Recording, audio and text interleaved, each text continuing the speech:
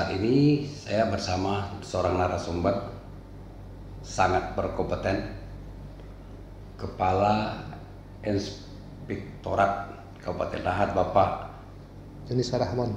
Yunisa Rahman. Izin Pak, Siap. saya ingin menanyakan beberapa hal terkait dengan tugas pokok Bapak. Apa ruang lingkup yang menjadi tugas utama sebagai inspektorat? Jadi tugas-tugas dari inspektur ini sesuai dengan visi misi Pak Bupati adalah di misi ke-1 mendukung Pak Bupati, pimpinan dalam hal ini melaksanakan pemerintahan yang good governance. Good governance untuk berusaha menciptakan pemerintahan yang bersih sesuai dengan standar aturan yang berlaku. Terkait dengan macam-macam audit ya, inspektorat ini di samping audit yang diprogramkan melalui program kerja pemeriksaan tahunan, itu juga ada tugas-tugas pembantuan lain ya, dari BPKP, dari Inspektorat Jenderal Kementerian Dalam Negeri, dari KPK juga itu ada pembantuan yang namanya mandatori.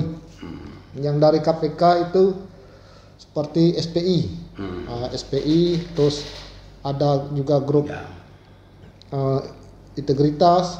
Lanjut yang dari BPKP itu ada KAPIP, ada SPIP, ada juga PMPRB. Banyak ya? Ya, itu mandatori juga dari Kemenpan itu ZI, PMPRB dan Sakit. Yang dari Kementerian Dalam Negeri itu sesuai dengan Jakwas di tahun 2021 terkait dengan sinergitas kita dengan KPK. Oh iya? Ya, dengan KPK itu seperti program Sabar Pungli, UPG, kerjasama dengan statistik yang kemarin itu survei penilaian integritas.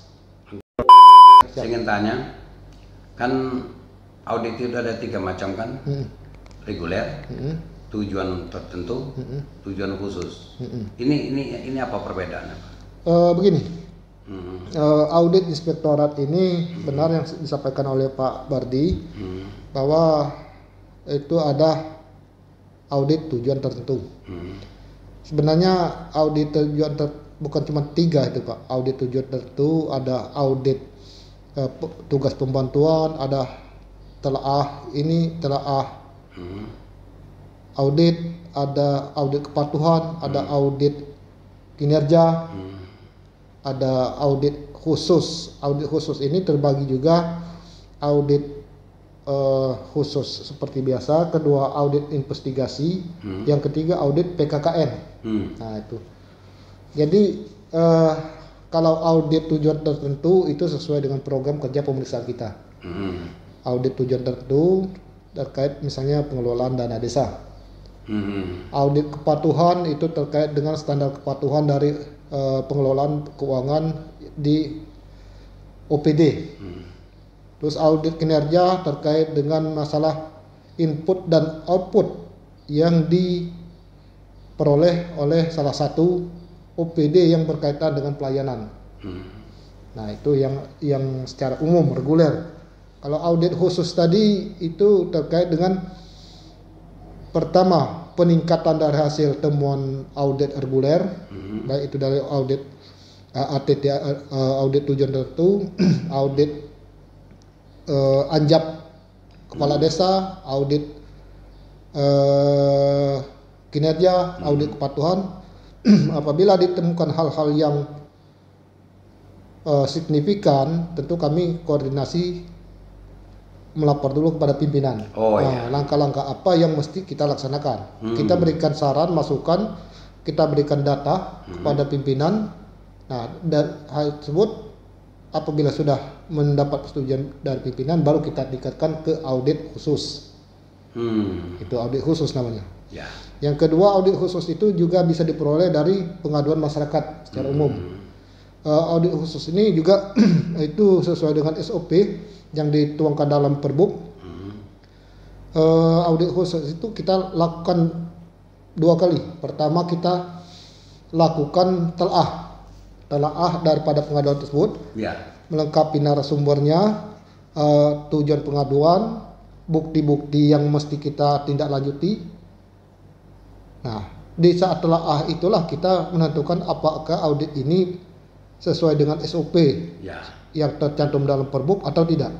Apakah audit untuk khusus ini bisa ditindaklanjuti atau tidak, memenuhi unsur-unsur itu 5W1H atau tidak.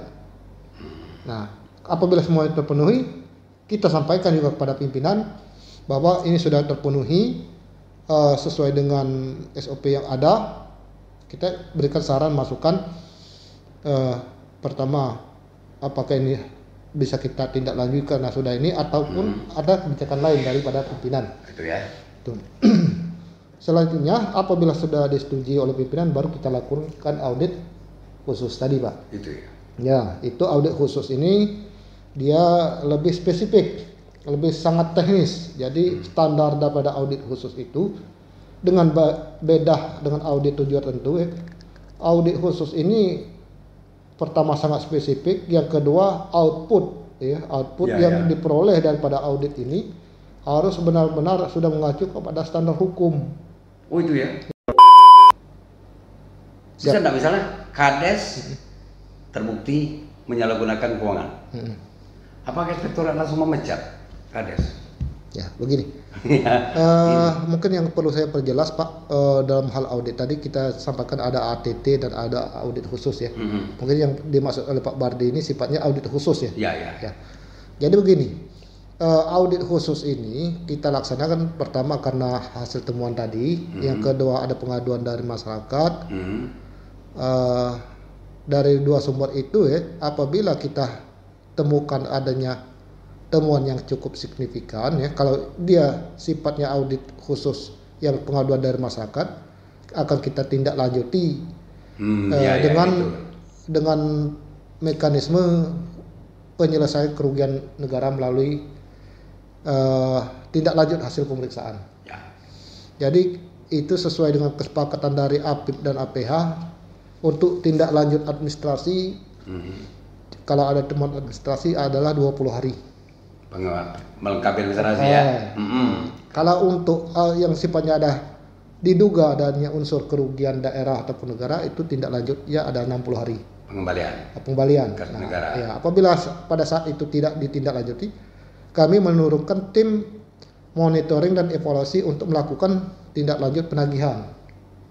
Ya, jadi masih diberi ruang kesempatan melengkapi berkas atau mengembalikan dan juga masih diberi kesempatan untuk ditagih. Iya, ranahnya kita administrasi, Pak. Nah, kalau untuk pidana itu bukan ranah kita. Jadi ranah dari APH. Dari aparat penegak hukum, baik itu kepolisian maupun kejaksaan.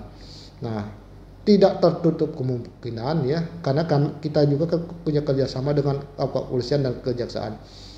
Tentu kita koordinasi, tapi koordinasi ke kedua instansi tersebut atas petunjuk pimpinan. Atas saran masukan pada pimpinan. Apabila dari tindak lanjut kami melalui monitoring dan evaluasi tadi tidak diindahkan, tentu kami lapor dulu kepada pimpinan. Apakah ini bisa kita mohon bantuan kepada aparat penegak hukum atau tidak. Itu. Oke, terakhir. Ya, siap. Silakan kalau ada himbauan atau pesan-pesan Bapak untuk para objek pemeriksaan Bapak ya. Oke, siap. Supaya tidak melakukan hal-hal yang menyimpang. Siap. Silakan. Baiklah, kepada seluruh audiens, seluruh obrek dan masyarakat, kami dari Inspektor Kabupaten Lahat berkomitmen mendukung pimpinan dalam hal ini Pak Bupati sesuai dengan visi misi yang ada. Kami berkomitmen untuk melakukan penegakan aturan sesuai dengan standar hukum, standar akuntansi pemerintahan. Apapun itu kita harus menegakkan aturan, dan kepada rekan-rekan dari OPD ataupun masyarakat ataupun desa, mari kita sama-sama menjalankan ketentuan sebagaimana yang ada, karena tanpa itu tentu kita akan bermasalah. Terima kasih, Pak. Terima kasih, Pak. Jadi demikian hasil wawancara eksklusif kami pada pagi hari ini dengan Bapak Kepala Inspektorat Kabupaten Lahat. Mudah-mudahan apa yang kami bahas pada pagi hari ini dapat menginspirasi dan memotivasi kita semua.